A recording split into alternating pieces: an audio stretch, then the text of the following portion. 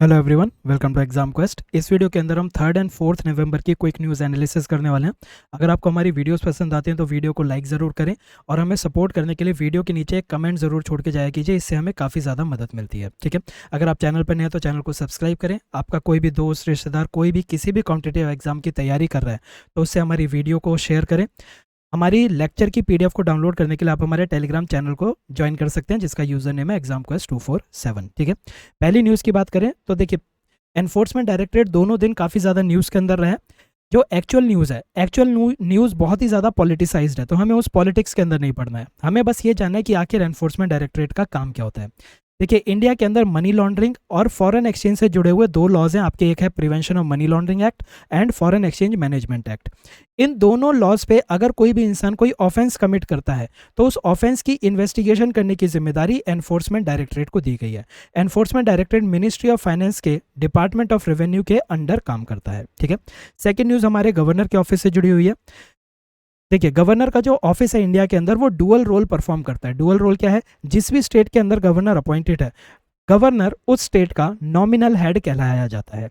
यानी कि जो गवर्नर है वो उस स्टेट की काउंसिल ऑफ मिनिस्टर की एड और एडवाइस के अकॉर्डिंग काम करेगा। लेकिन इंडिया के अंदर गवर्नर को कुछ डिस्क्रेशनरी पावर्स भी दी गई हैं। ठीक है, वहीं पे दूसरी तरफ गवर्नर को अपॉइंट कौन करता है? गवर्नर को अपॉइंट करता है सेंटर। और गवर्नर कब तक स्टेट के अंदर गवर्नर की तरह काम करेगा, ये भी किस पे डिपेंडेंट होता है? ये भी सेंटर पे ही डिपेंडेंट होता है। अब गवर्नर हमेशा ये चाहता है कि वो सेंटर को खुश रखे ताकि उसका जो टेन्योर है वो लंबे से लंबा हो सके। तो इसीलिए ये माना जाता है कि गवर्नर जो है वो स्टेट्स के अंदर सेंटर का रिप्रेजेंटेटिव होता है। सेंटर का रिप्रेजेंटेटिव होता है। लेकिन कई बारी हमें ये देखने को मिलता है कि जो गवर्नर है, गवर्नर सेंटर के रिप्रेजेंटेटिव की तरह नहीं बल्कि गवर्नर सेंटर के एजेंट की तरह काम करता है। और जो भी सेंटर बोल रहा होता है उन डिसीजंस को गवर्नर स्टेट के अंदर इंप्लीमेंट करने की कोशिश कर देता है।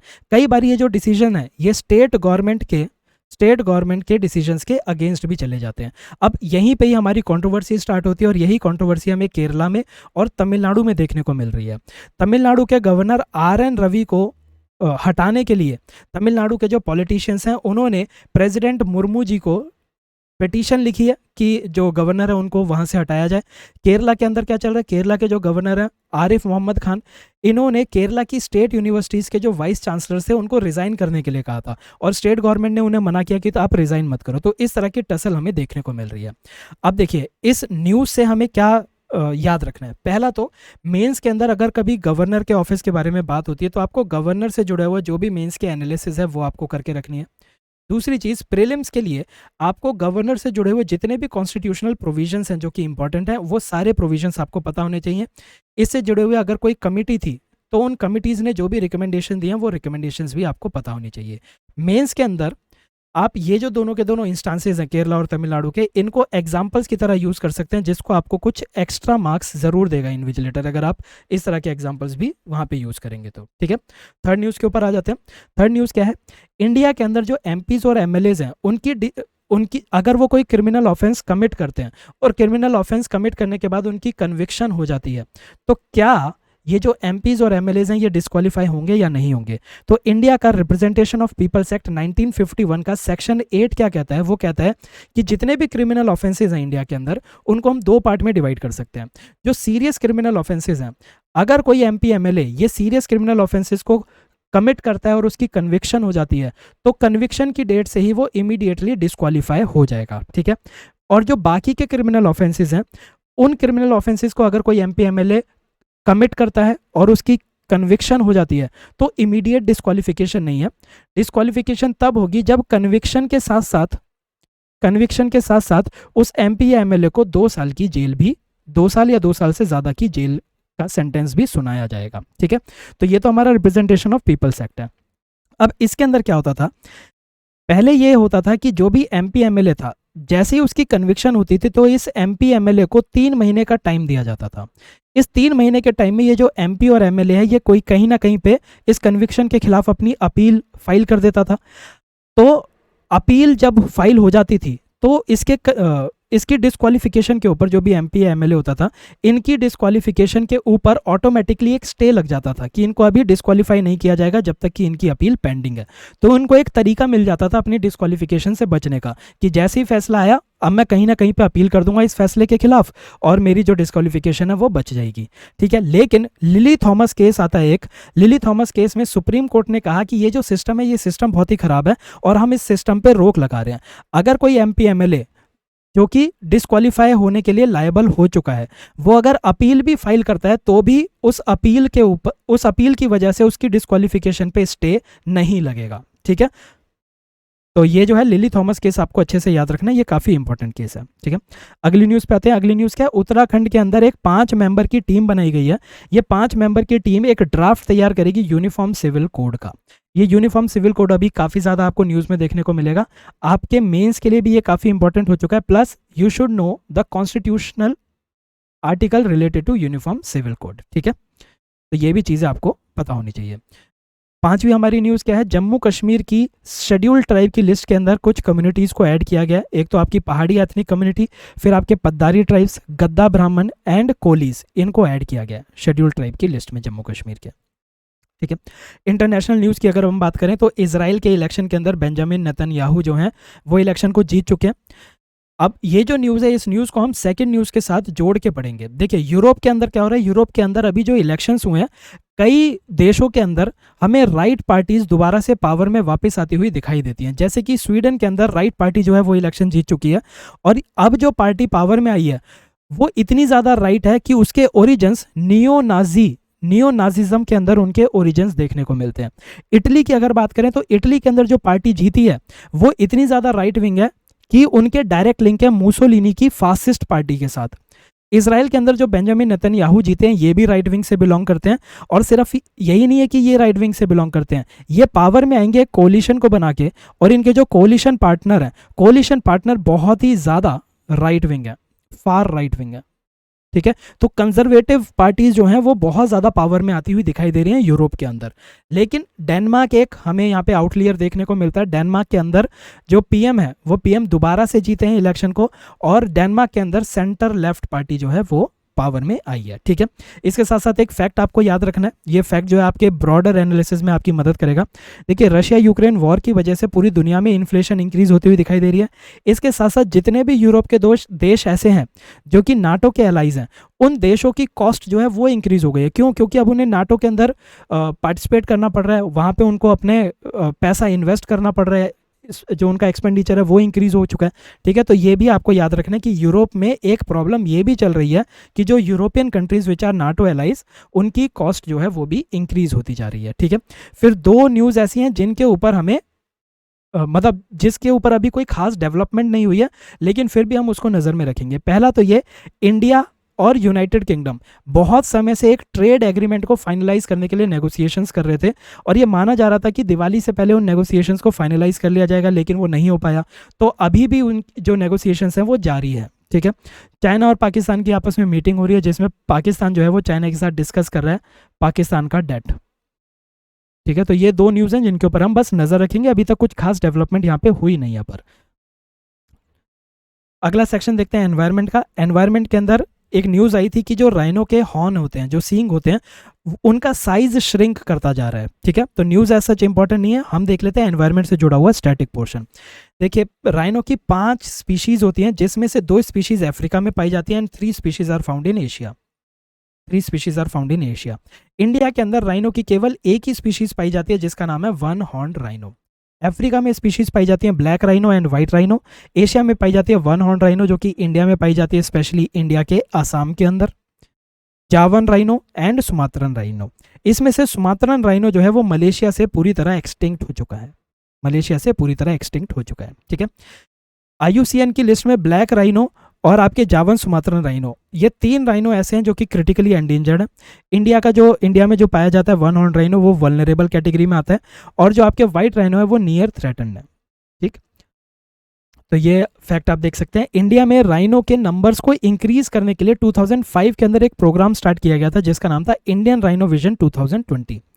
इस विजन के अंदर ये कहा गया था कि आसाम में 7 प्रोटेक्टेड एरियाज के अंदर हम कुछ इस तरह के स्टेप्स लेंगे, कुछ इस तरह की एक्टिविटी करेंगे जिससे राइनो की जो पॉपुलेशन है वो इंक्रीज हो जाए। और हमारा टारगेट था कि बाय 2020 हम आसाम के अंदर 3000 राइनोज करना चाहते थे। ठीक है, इसकी अगली न्यूज़ है आपकी जीएम मस्टर्ड से जुड़ी हुई। इसके ऊपर एक डिटेल्ड वीडियो ऑलरेडी हमारे चैनल के ऊपर आप देख सकते हैं, काफ़ी डिटेल के अंदर। उसके अंदर मैंने सिर्फ जीएम मस्टर्ड को डिस्कस नहीं किया, बल्कि इंडिया के अंदर जीएम क्रॉप्स की जो हिस्ट्री रही है, जीएम क्रॉप्स का जो बैकग्राउंड रहा है, उन सारी चीज़ों को अच्छे से डिस्कस किया गया। 10-15 मिनट की आपकी वीडियो होगी, तो उसको अगर आप देख लेंगे तो जीएम क्रॉप से जुड़े हुए सारे इश्यूज आपके सॉल्व हो जाएंगे। ठीक है, तो ये आपको दोबारा से देखने की ज़रूरत नहीं पड़ेगी।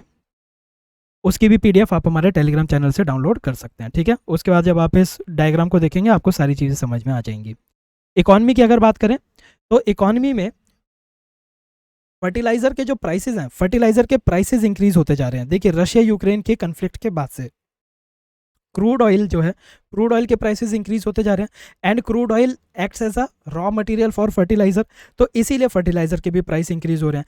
इसी कारण की वजह से इंडिया के अंदर जो फर्टिलाइजर की सब्सिडी दी जाती है वो सब्सिडी बर्डन भी इंक्रीज हो रहा है। इनफैक्ट गवर्नमेंट ऑफ इंडिया ने फर्टिलाइजर सब्सिडी को डबल कर दिया है राबी सीजन के लिए।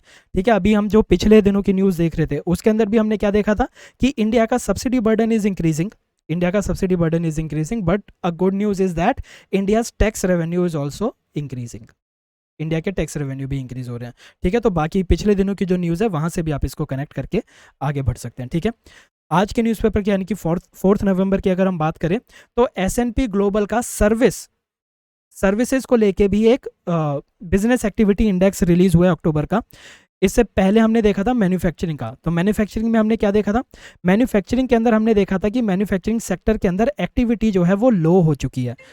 ठीक है, एक्टिविटी लो देखने को मिल रही थी, लेकिन सर्विसेज के अंदर ये इंडेक्स बताता है कि सर्विसेज के अंदर एक्टिविटी जो है वो इंक्रीज हो चुकी है। इनफैक्ट पिछले 5 महीनों से सर्विसेज सेक्टर की जो एक्टिविटी है इट हैज़ इंक्रीज्ड। ठीक है, तो ये आपको याद रखना है कि even though manufacturing is not performing as well as services, but services जो है वो 5 महीनों से अच्छा कर रही है, तो कोई ना कोई सेक्टर इंडिया का अच्छा कर रहा है।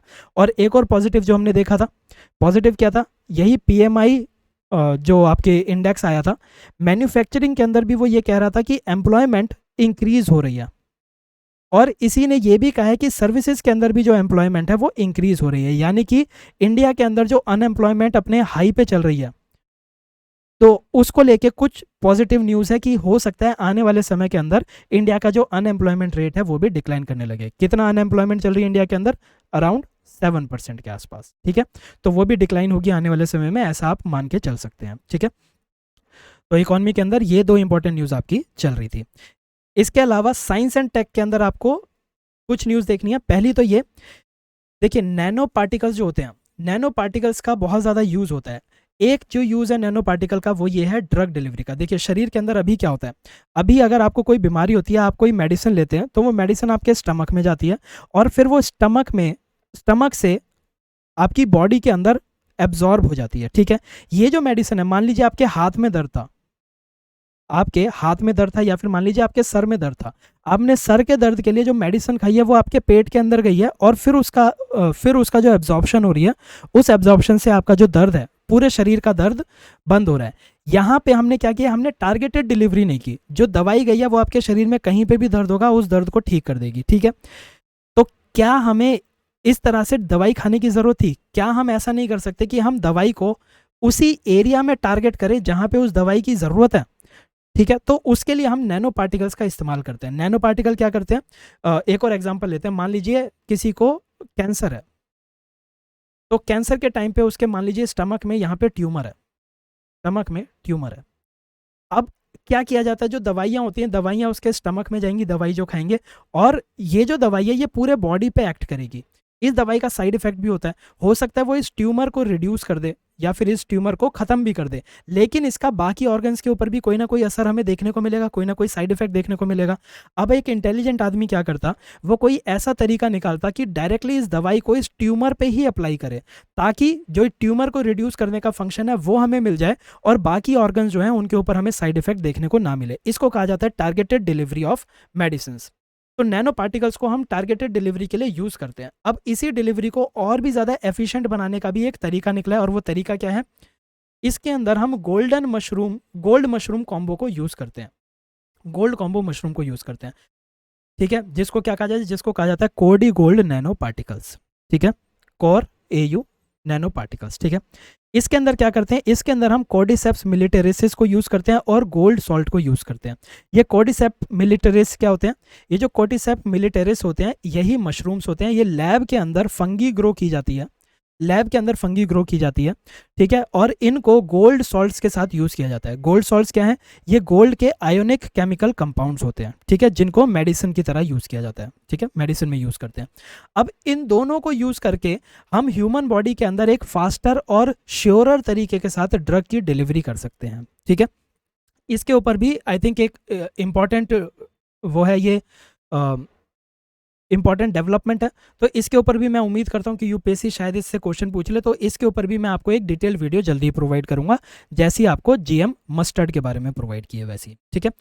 फिलहाल के लिए आप इसके जो प्रीलिम्स के पॉइंटर्स हैं वो याद रखिए कि ये जो मशरूम है, इस मशरूम को लैब के अंदर ग्रो करते हैं, और कहाँ पे ग्रो किया जा रहा है, इसको ग्रो किया जा रहा है डिपार्टमेंट ऑफ बायोटेक्नोलॉजी के टेक्नोलॉजी इंक्यूबेशन सेंटर में, ठीक है, बोडोलैंड यूनिवर्सिटी के टेक्नोलॉजी इंक्यूबेशन सेंटर के अंदर बनाया जा रहा है, ठीक है। इससे बेनिफिट क्या होगा, इससे बेनिफिट ये है कि जो ड्रग्स हैं, ड्रग्स की पेनिट्रेशन अच्छी होगी शरीर के अंदर, और जब हम इन दोनों कंपाउंड्स को साथ में यूज़ करते हैं तो हमारे गोल्ड नैनो पार्टिकल्स के अंदर एक बायो एक्टिव कॉम्पोनेंट भी शामिल हो जाता है। ये बायो एक्टिव कॉम्पोनेंट ड्रग्स को और भी अच्छे से पेनिट्रेट करने में मदद करता है, ठीक है।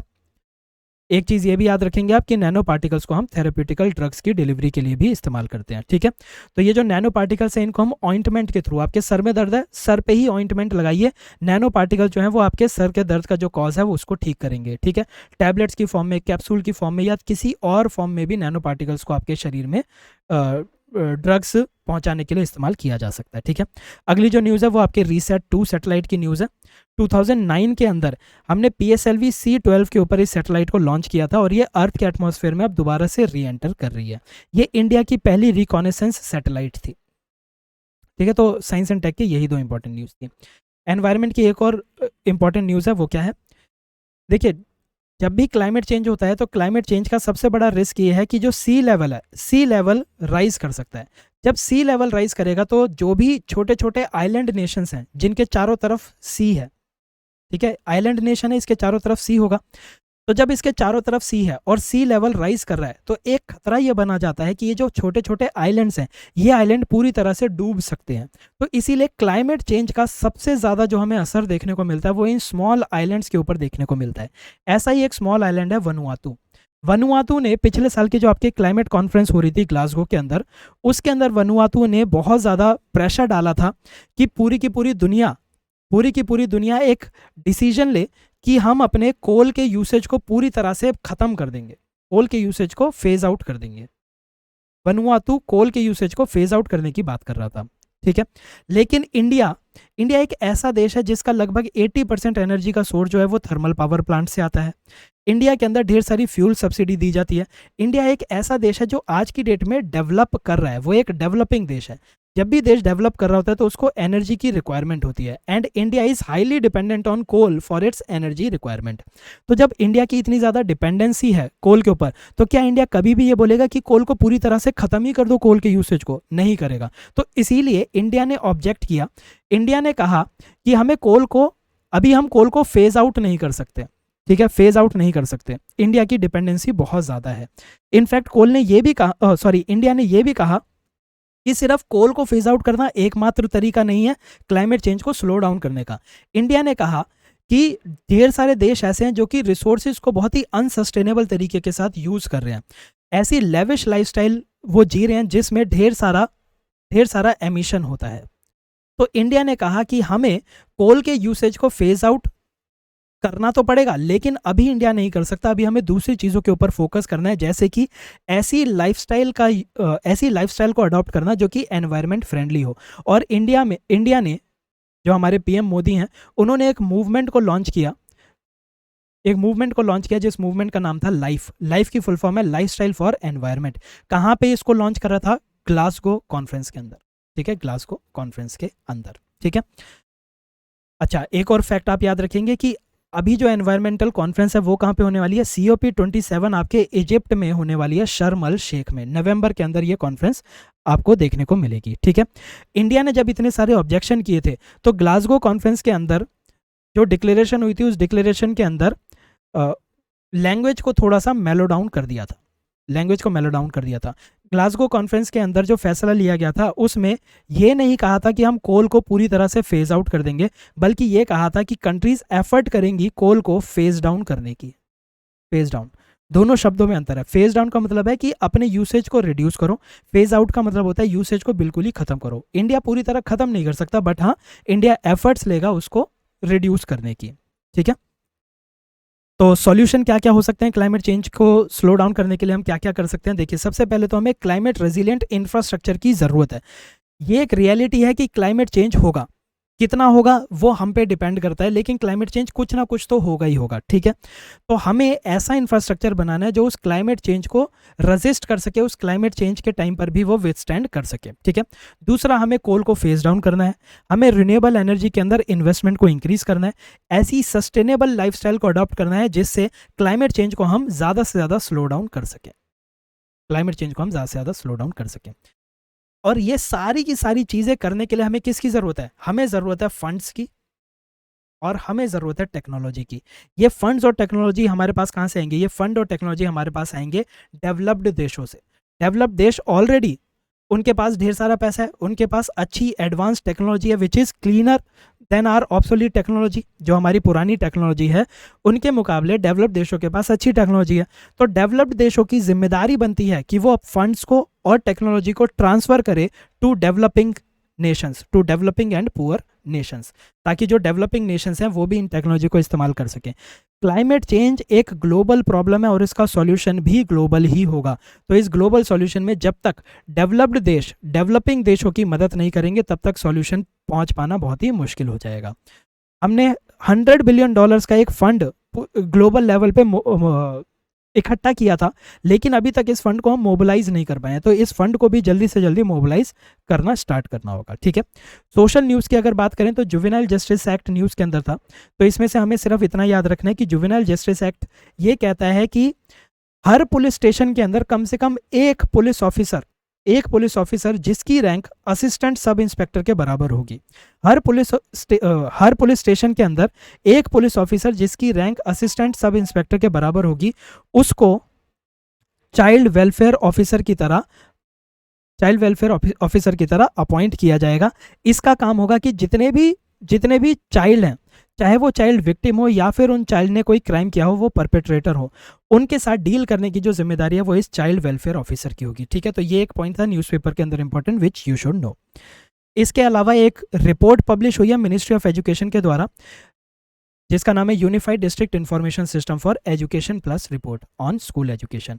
इस रिपोर्ट से हमें ये पता चल रहा है, देखिए मोटा मोटा याद रखेंगे, ज़्यादा फैक्ट्स हमें याद नहीं रहेंगे। मोटा मोटा आपको क्या याद रखना है, मोटा मोटा आप ये याद रखेंगे कि जो प्री प्राइमरी क्लास है, pre primary class and primary class, ठीक है, यानी कि 5th क्लास तक के जो बच्चे हैं, इनके अंदर हमें ये देखने को मिल रहा है कि जो बच्चे एनरोल्ड थे उनके एनरोलमेंट में हमें डिक्लाइन देखने को मिल रहा है। प्री प्राइमरी लेवल पे ये जो डिक्लाइन है ये लगभग 30% का है, 30% का डिक्लाइन देखने को मिल रहा है। ठीक है, आफ्टर कोविड। ठीक है, 2020 से पहले, यानी कि जब तक कोविड नहीं आया था उस टाइम से लेके आज की डेट में 2022 में, ये जो 2 साल है, इन 2 सालों के अंदर 30% का डिक्लाइन हमें देखने को मिल रहा है स्टूडेंट्स की एनरोलमेंट में इन प्री प्राइमरी क्लासेस। और जो प्राइमरी क्लासेस हैं, प्राइमरी क्लासेस के अंदर भी हमें डिक्लाइन देखने को मिला है। ठीक है, जो नंबर ऑफ स्कूल्स हैं, ढेर सारे स्कूल्स ऐसे हैं जो इन 2 सालों के अंदर बंद हो चुके हैं, जिनका क्लोजर हो चुका है। ठीक है, और जो टीचर्स हैं, टीचर्स के नंबर के अंदर भी हमें लगभग 2% का डिक्लाइन देखने को मिल रहा है। ये सारी की सारी चीज़ें रिड्यूस हुई हैं। ठीक, लेकिन एक जो पॉजिटिव हमें देखने को मिल रहा है वो ये है कि प्राइमरी के बाद से लेके हायर सेकेंडरी के अंदर जो एनरोलमेंट था वो एनरोलमेंट इंक्रीज हुआ है। ठीक है। तो ये बस इतना फैक्ट आपको याद रखना है कि इंडिया की एजुकेशन के अंदर कोविड ने बहुत ज़्यादा प्रेशर डाला है। इस प्रेशर की वजह से हमारे स्कूल्स भी बंद हुए हैं, जो टीचर्स हैं टीचर्स का नंबर भी रिड्यूस हुआ है, और इसके साथ साथ प्राइमरी लेवल तक के जो स्टूडेंट्स हैं उनके एनरोलमेंट में भी हमें कमी देखने को मिली है। तो इसीलिए ये जो बच्चे हैं जो अब स्कूल्स में एनरोल्ड नहीं है, इन बच्चों के ऊपर हमें स्पेशल अटेंशन देने की ज़रूरत है, इनको टारगेट करने की ज़रूरत है, ताकि इनकी जो पढ़ाई है वो अधूरी ना रह जाए। ठीक है। 3 और 4 नवंबर के क्विक न्यूज़ एनालिसिस के अंदर बस इतना ही है। ठीक है। अगर आपको वीडियोस पसंद आ रही हैं, वीडियो को लाइक ज़रूर कीजिएगा, दोस्तों के साथ शेयर कीजिएगा, चैनल को सब्सक्राइब कीजिएगा। आप ही हमारी मदद कर सकते हैं 50,000 सब्सक्राइबर्स रीच करने में, ये हमारा टारगेट है इस साल के लिए। तो बिना आपके सपोर्ट के हम इस टारगेट को अचीव नहीं कर पाएंगे। तो प्लीज़ वीडियोज़ को शेयर करें और चैनल को सब्सक्राइब ज़रूर करें। Thank you.